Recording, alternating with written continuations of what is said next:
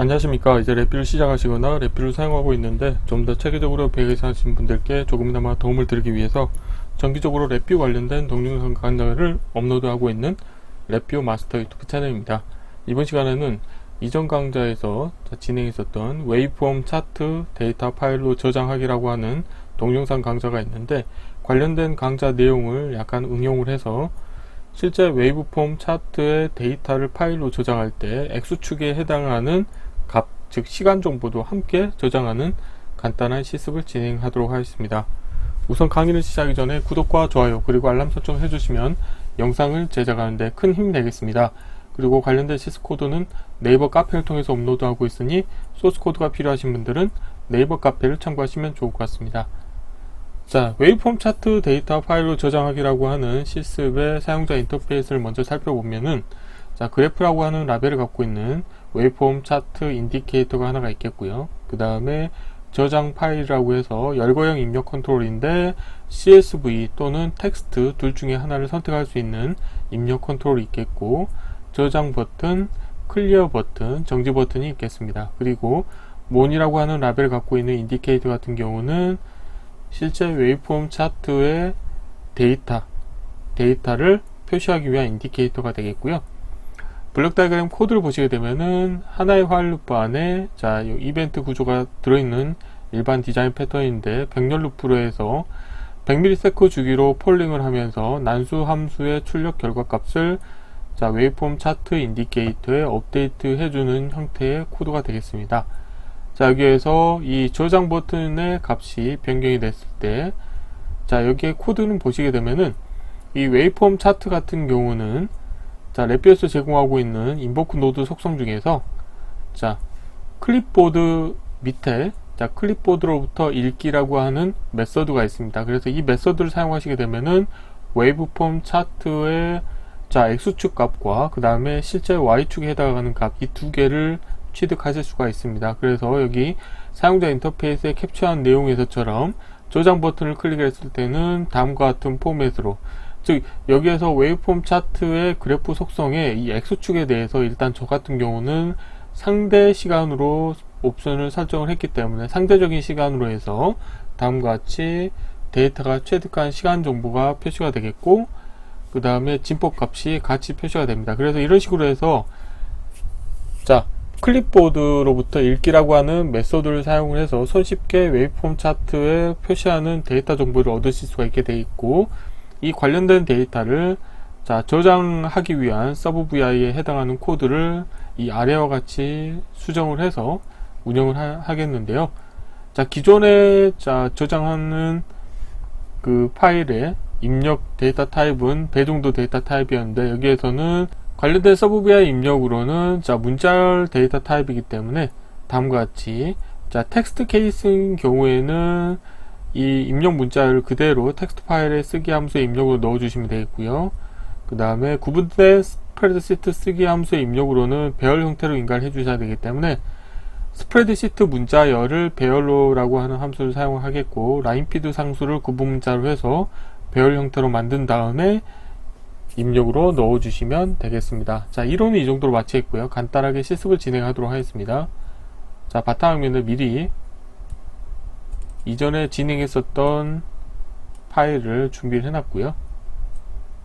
우선 이전 파일을 한번 열어보도록 하겠습니다. 이전 파일 열어보시게 되면은 자, 사용자 인터페이스는 이론에서 말씀드린 것 같고 두 개의 병렬 루프가 자, 구성이 되어 있고요. 그 다음에 자, 도마를 보시면은 자, 서브 세이브 파일이라고 하는 서브 VI를 하나 운영하는데, 입력으로 저장 파일이라고 하는 그 텍스트 또는 CSV 둘 중에 하나를 선택할 수 있는 열거형 입력 컨트롤이 하나가 있겠고, 그 다음에 배정도 타입의 원소를 갖고 있는 1차원 배열을 입력으로 인가하게 되어 있습니다. 그래서 이때는 이 웨이브폼 차트의 프로퍼티 노드 속성 중에서 자, 히스토리 데이터라고 하는 속성을 이용을 해서 값을 인가를 해주시고, 이 관련된 서브 VI에서는 자, 텍스트인 경우는 배정도 데이터 타입을 자, 문자열 데이터 타입으로 변화해 줬죠. 그래서 그때 배열을 스프레드시트 문자열로라고 하는 함수를 사용을 해서 구분 문자는 라인피드 상수를 하시겠고, 데이터 포맷은 자, 문자열로 해서 하나의 문자열로 만든 다음에 텍스트 파일에 넣어줬고, CSV 같은 경우는 다이렉트로 넣어주셨으면 됐었습니다. 자, 그래서 이 부분은 이제 코드를 좀 수정을 해볼 텐데요. 자, 우선 메인에 대해서 수정을 해보도록 하겠습니다. 자, 저장 버튼을 클릭을 했을 때는, 자, 이렇게 히스토리 데이터를 읽어서 하는 게 아니고, 자, 함수 팔레트를 하나 불러오도록 하겠습니다. 자, 함수 팔레트 중에서 어플리케이션 컨트롤에 가보시게 되면은 인보크 노드라고 하는 게 있고요. 자, 인보크 노드를 하나 불러오게 되면은, 자, 이때 메소드 부분을 클릭하시게 되면은 여기에서 클립보드라고 하는 게 있고요. 그래서 여기에서 보면은 클립보드로부터 읽기라고 하는 함수 메소드를 사용을 해서 클립보드 데이터를 읽어오도록 하겠습니다. 자, 라벨을 제가 표시하도록 하겠고요.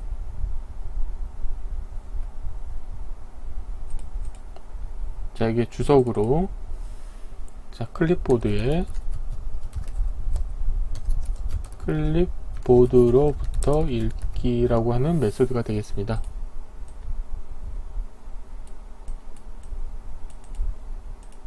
그리고, 자, 서브 VI를 좀 수정을 하겠습니다.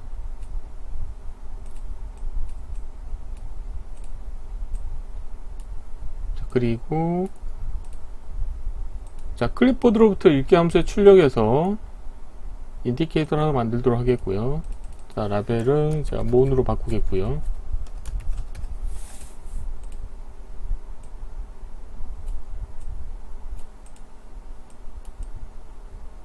자, 사용자 인터페이스를, 자, 다음과 같이 키우겠고, 수직 스크롤 막대를 표시하도록 하겠습니다. 자, 그리고 서브 VI를 바로 수정하도록 하겠습니다.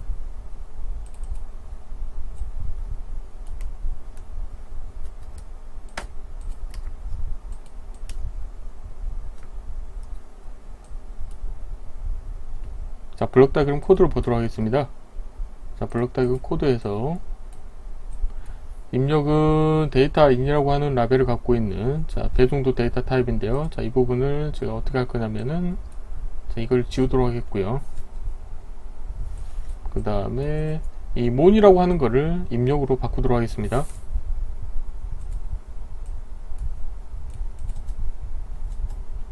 자, 컨트롤 변경하시겠고요. 그 다음에 얘를 데이터 인으로 라벨을 바꾸겠고요. 그리고 커넥터 펜을 연결을 일단 끊으신 다음에, 자, 왼쪽 상단으로 연결시켜 주도록 하겠습니다. 자, 이렇게 하시게 되면은 이제 프론트 패널의 사용자 인터페이스는 완성이 됐고, 자, 블록 다이그램 가셔가지고,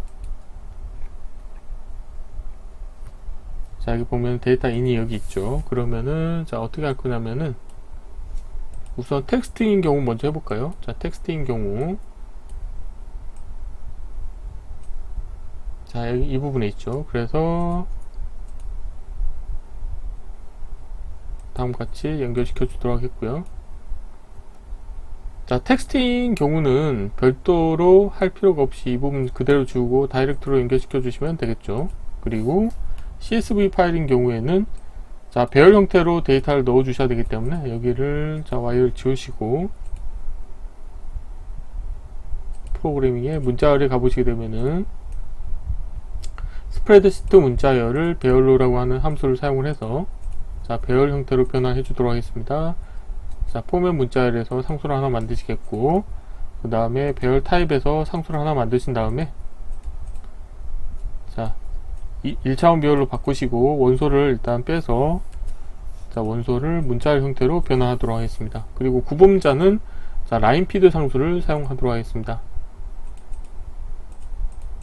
그리고 이렇게 나온 출력 결과 값을, 자, 구분된 스프레드시트 함수에 1D 데이터 입력으로 넣어주시면, 자, 코드가 완성이 되겠고요.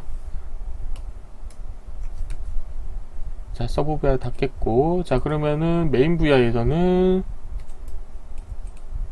자, 클립보드로부터 읽기, 아, 여기 잘못 썼네요. 오타가 있네요. 자, 읽기.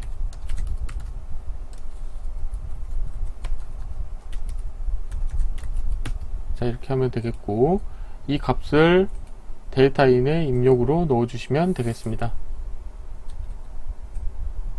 자, 이렇게 하시면 이제 코드가 다 완성이 됐고요. 실제 동작을 시켜보도록 하겠습니다. 자, 이렇게 동작하고 있고요. 자, 텍스트를 선택한 상태에서 저장을 클릭하도록 하겠습니다. 자, 저장하시게 되면은 자, 정지를 하겠고요. 보면은 자, 클립보드에 지금 쓰기를 안 했기 때문에 데이터가 당연히 없는 거죠. 그러면 이 부분을 좀 이렇게 키워서 우선 이 그래프에 대해서 자, 생성에 지금 보면 인보크 노드가 있고요. 그 다음에 지금 좀 잘려서 보이지 않는데 클립보드로 데이터 반출이라고 하는 메소드가 있습니다. 자, 이걸로 우선 클립보드로 데이터를 반출을 하도록 하겠습니다. 자, 여기를 제가 번호로 하겠습니다. 여기 1번, 자, 2번이라고 했을 때 이 부분은 2번이 되겠고요. 자, 1번은 지금 보면 도움말 보시게 되면은 자, 클립보드로 데이터 반출. 방금 전에는 클립보드로 데이터를 반출한 게 하나도 없기 때문에 데이터가 지금 아무것도 표시가 되지 않았었는데요. 자, 이 상태에서 한번 실행해 보도록 하겠습니다. 다시 실행하시겠고 저장을 클릭하시면 자, 저장이 됐고요. 그래서 보면은 이런 식으로 지금 클립보드로부터 데이터를 읽어왔을 때 지금 보면은 지금 X축 같은 경우는 지금 보면은 0부터 1씩 증가하는 걸로 지금 표시가 되어 있거든요. 디폴트는. 자, 그래서 이 부분 어떻게 할 거냐면은 자, 마우스 오른쪽 클릭하신 다음에 프로퍼티에서 자, 디스플레이 포맷에 가보시게 되면은 자, X축에 대해서는 부동 소수로 되어 있는데 저는 상대 시간으로 표시하도록 하겠습니다. 그래서 C분초까지 표시하도록 하겠고요. 그래서 확인 누르고 다시 한번 해보도록 하겠습니다. 그리고 자, 시작을 할 때는 이 mon이라고 하는 인디케이터를 초기화를 해주도록 하겠습니다. 그래서 생성에 자, 프로퍼티 노드의 값을 이용을 해서 자, 쓰기로 변경하시겠고요. 자, 여기에서 자, 함수 팔레트에 가보시게 되면은 빈 문자열이 있습니다. 자, 빈 문자열 상수를 이용을 해서 처음에 초기화를 해주도록 하겠고요. 다시 한번 실행하도록 하겠습니다. 자, 실행하시면 이렇게 동작하겠고 저장을 클릭하시게 되면은 자, 상대적인 시간 정보가 다음과 같이 누적이 돼서 표시되는 것을 확인하실 수가 있겠고 그 다음에 data.txt 파일을 자, 메모장으로 띄워서 보면은 다음과 같이 저장이 되는 것을 확인하실 수 있습니다. 그래서 X축에 대한 정보와 Y축에 해당하는 값을 같이 저장하실 수가 있게 되어 있고요. 자, 그리고 이거를 예를 들어서 자, 클리어를 한번 해주시고 이번에는 CSV를 선택하신 다음에 자, 저장을 하시게 되면은 CSV 파일로도 저장이 되겠습니다.